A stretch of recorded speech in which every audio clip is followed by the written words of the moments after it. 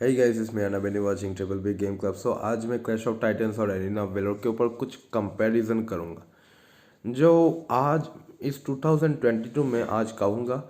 क्योंकि मैं पर्सनली बात यह है कि मैं एरिना ऑफ वेलोर और क्लैश ऑफ टाइटंस दोनों ही खेल रहा हूँ, लेकिन उसमें सबसे ज़्यादा डिफरेंस आया क्लैश ऑफ टाइटंस के ऊपर, जो कि फर्स्ट ऑफ ऑल एक इंडियन सर्वर है।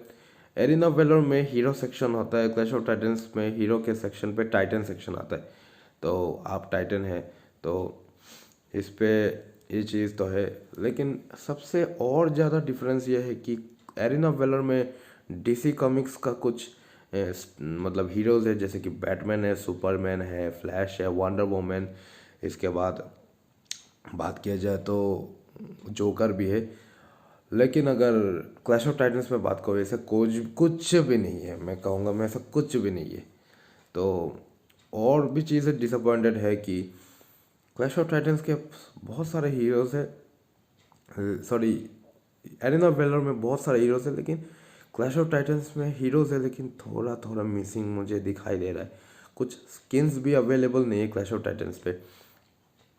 और एक सबसे ज़्यादा डिसअपॉइंटिंग मुझे फेस करना पड़ रहा है कि अगर मैं एरिना ऑफ वेलोर गेम पे एक गेम स्टार्ट कर देता हूँ तो इस पर मुझे ज़्यादा वेट नहीं करना पड़ता, अचानक से डिटेक्ट होता है, क्योंकि एरिना ऑफ वेलोर गेम में पूरे ग्लोबल प्लेयर्स के साथ कनेक्टेड है। बट नेक्स्ट गेम जो है क्लैश ऑफ टाइटंस, इसमें बहुत ज़्यादा डिसअपॉइंटेड है कि इस गेम को अगर स्टार्ट करेंगे तो बहुत ज़्यादा वेट करना पड़ेगा। कभी कभार ऐसा भी ऑप्शन आता है कि ऑटो, उसमें एक ऐसा ऑप्शन आता है कि auto find find auto mode for games. तो आई थिंक इस चीज़ का भी सॉल्यूशन निकलना चाहिए, क्योंकि ये गेम मुझे क्यों लग रहा है कि ये ग्लोबली प्लेयर्स के साथ डिटेक्ट नहीं कर रहा है। अगर कर रहा है तो मुझे शो ही नहीं कर रहा है। और बहुत लोग इस चीज़ के ऊपर डिसअपॉइंटेड भी शायद लग रहा है, लेकिन खेल भी रहा है इसके ऊपर, लाइव स्ट्रीम भी कर चुके हैं, इसके ऊपर गेम प्ले भी शो कर रहा है। तो मेरे हिसाब से मैं अगर कहूँगा कि अगर आप लॉन्च कर रहे हो रिब्रांड के नाम से सिंगापुर के गेम पे, तो इस चीज़ को शायद ही है, क्योंकि ये जो क्लैश ऑफ टाइटंस का गेम है वो एक नया कंपनी है, नया नाम है, नया पब्लिशर भी है जिसका नाम है एक्टो सिंगापुर। तो शायद एक्टो सिंगापुर, टेंसेंट, या फिर क्योंकि मैंने अभी मेरे फ़ोन पे एरिना वेलो इंस्टॉल है, तो इस पे टेंसेंट का गेम नाम शो नहीं कर रहे, लेकिन इस पे लेवल इन्फिनिट शो कर रहा है। मैं आपको बताता हूँ, लेवल इन्फिनिट जो है वो टेंसेंट गेम्स का एक सब्सिडरी कंपनी है, क्योंकि उससे पहले प्रोक्सिमा बीटा था। और कभी कभार ऐसे गेम्स एरिना वेलोर में जब बैन होने से पहले, तो उस गेम का मतलब जब प्ले स्टोर पे जाता हूँ तो एरिना वेलोर, तो उस पर नीचे लिखा गया होता है कि टेंसेंट गेम्स। लेकिन अभी ये जो गेम है टेंसेंट गेम्स, वो उसका सब्सिडरी वर्जन है फिलहाल कम्प्लीटली लेवल इन्फिनिट। क्योंकि मैंने लेवल इन्फिनिट के ऐसे सारे गेम्स देखे, सुपर वॉसम, ऐसे गेम्स है जो पीसी गेम्स के साथ भी कुछ कम्पिटिटिव हो सकते हैं, कुछ सिमिलरिटीज़ दिखाई दे रहा है, ऐसे ग्राफिक्स, ऐसे तगड़ा ग्राफिक्स बनाया है।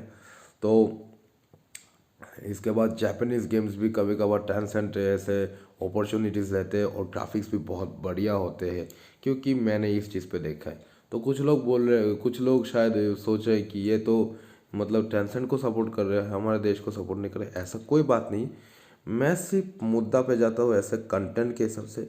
कुछ लोग ऐसा भी बोलते हैं कि हमारा इंडिया का कंटेंट गड़बड़ है, हमारा इंडिया का कंटेंट सही नहीं। अगर आप खेलोगे तो वक्त ही पता चलेगा, क्योंकि कुछ लोग बोर हो जाते हैं तो कुछ लोग बोर नहीं होते। लेकिन मैंने ये वीडियो भी देखा है कि एरिना वेलर जो गेम है अभी भी चल रहा है विदाउट वीपीएन के साथ। तो मैंने इस गेम को मैं विदाउट वीपीएन से चलाया, फुल्ली वर्कड है। लेकिन उससे पहले ऐसे वीडियोस भी, ऐसे पोस्ट भी आया था एरिना वेलर फेसबुक ग्रुप में, वो भी बताया गया था जितने भी इंडियन यूज़र्स है उसका अकाउंट डिलीट कर दिया जाएंगे। तो वो जो शायद वो चाइना के साथ होगा तो शायद डिलीट कर दिया गया है। तो अभी फ़िलहाल मुद्दा ये है कि अकाउंट कहाँ पे है। अगर डिलीट हो गए तो वापस रिकवर होगा नहीं, क्योंकि रिकवरी का अभी कोई सल्यूशन नहीं है जो मैं वीडियो का ये करूँ। क्योंकि मेरा एक दो अकाउंट है वो भी डिलीट हो चुका है, तो उसका रिकवरी नहीं मिला अभी। तो मैं कोशिश भी किया, लेकिन फाइनली नाकामयाब हो गया, तो दैट्स द डिसअपॉइंटिंग फैक्ट। और दूसरा बात यह है कि ये जो एरिना वेलोर है, इसमें कुछ चीज़ें चेंजेस थे, जो इंडियन सर्वर में भी कुछ चेंजेस थे। अगर आप रिब्रांड करते हो तो ठीक है, कर सकते हो, लेकिन मुझे क्यों लग रहा है कि ये रिब्रांड करके लॉन्च करना सेम सर्वर पे आप ज़्यादा अनअवेलेबिलिटी दिखाना, this is not a big fact, this is not a big deal. तो मैं कहूँगा कि इससे अच्छा है तो आप एरिना वेलोर भी अनबैन कर दो, गवर्नमेंट से बात कर लो, अब साल का वेट कर लो, और साथ में ऐसा भी करो कि ग्लोबल प्लेयर्स के साथ compete कर सके। फिलहाल एक ऐसा गेम में है आप ग्लोबल प्लेयर्स के साथ compete कर सकते हो जिसका नाम है पोकेमोन यूनाइट। वो मोबा गेम है, वो भी टेंसेंट और टीमी स्टूडियोज ने बीट ये compete किए, मतलब बताओ तो वो भी टेंसेंट और टीमी स्टूडियोज ने इस गेम को बनाया भी गया है, मतलब डेवलप की गई है, शो भी कर रहा है।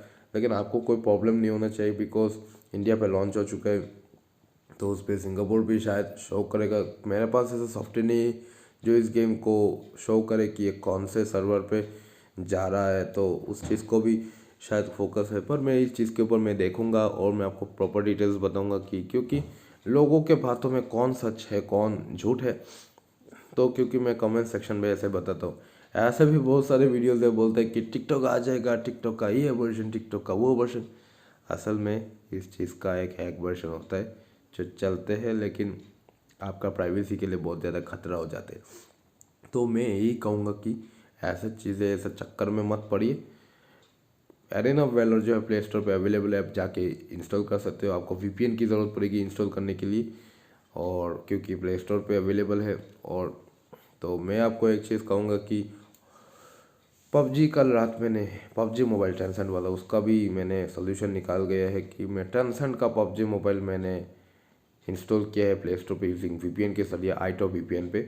वो फुल्ली वर्क कर रहा है, फुल्ली तरीके से काम कर रहे हैं, ये नो प्रॉब्लम। बट उस पर खेलने के लिए वीपीएन की ज़रूरत पड़ेगा।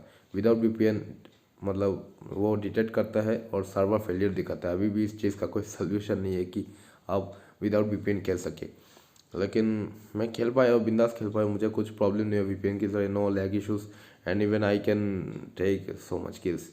तो अगर इस गेम के बारे में बात बताओ एरिना ऑफ वैलोर, तो मुझे लगता है कि एरिना ऑफ वैलोर को भी इस चीज़ को मतलब इन्फॉर्मेशन जाए कि ये जो क्लैश ऑफ टाइटन्स इंडिया पे लॉन्च हुआ है उस पर क्यों इतना ज़्यादा नहीं है, क्यों हाइप नहीं है उस पर, क्यों मतलब इस चीज़ का प्रॉब्लम फेस हो रहा पा रहा है। तो उस चीज़ के ऊपर एरिना वेलोर के ऊपर डिस्कस होना चाहिए, क्योंकि बहुत बड़ा गेम है, यह छोटा गेम थोड़ी ना है। अब बड़ा गेम है, इंडिया पे लॉन्च करना चाहते हो तो लेवल इन्फिनिट को नाम करके आप लॉन्च कर रहे हो, उसका एक लुक लाइक कर रहे हो। तो मैं इस चीज़ के ऊपर ज़्यादा फोकस नहीं कर रहा। जब फोकस देखा तो मैं ज़्यादा डिसअपॉइंटेड हुआ इस गेम के ऊपर, मतलब क्लैश ऑफ टाइटन्स के ऊपर मैं बहुत ज़्यादा डिसअपॉइंटेड हुआ हूँ, क्योंकि इसमें हीरोज़ मिसिंग है, ये मिसिंग है, वो मिसिंग है। क्यों मिसिंग है भाई? मिसिंग होने का कारण क्या है? चलो ठीक है, आप डीसी कमिक्स नहीं डाले हो तो उसके साथ पार्टनरशिप होना पड़ेगा, दोबारा कर लीजिए भाई, करो, ताकि मतलब लोग कहे कि हाँ सेम टू सेम है, जस्ट नाम डिफरेंट है, इसीलिए। और एक चीज़ कहूँ, एरिना वेलर का अगर कंट्री सिलेक्शन दिखा जाए तो उस पर इंडिया नहीं शो कर रहा है, लेकिन बांग्लादेश शो कर रहा है।